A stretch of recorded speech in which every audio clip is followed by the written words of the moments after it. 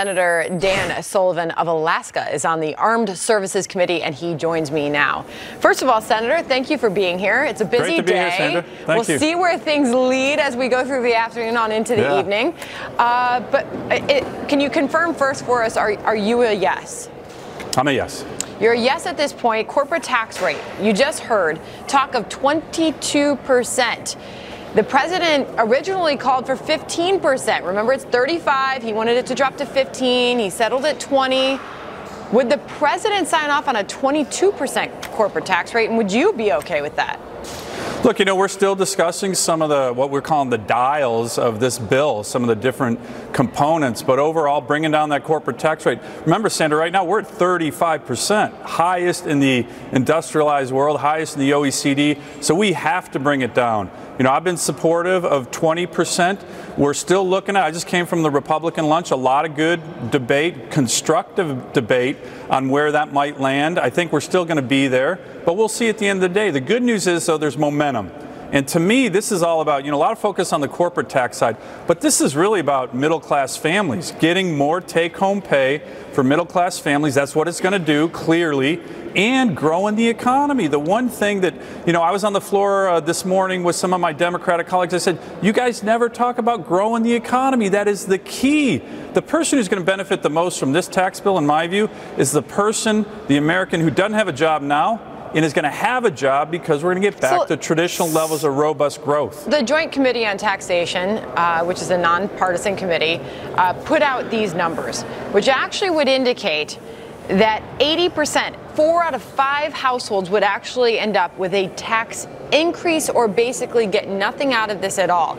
You can see the various income levels laid out here, and this is what they say would be the impact on the middle class. Not tax cuts for everyone in the middle class, but actually increases to their taxes. How do you respond to that?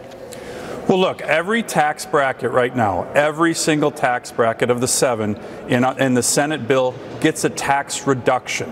And then there's, other studies that show the average, let's say, middle-class family making about $74,000 a year, they would actually bring home, a family of 4 would bring home an additional $200 a month in terms of their paycheck. But Senator, sorry to interrupt, but it's a very simple question. Does everybody in the middle class get a tax cut or not? Well, I think everybody does get a tax cut on this. And one of the things that's missing in the joint tax study, and that's missing, is this issue with regard to the individual mandate. They view that as somehow a tax increase.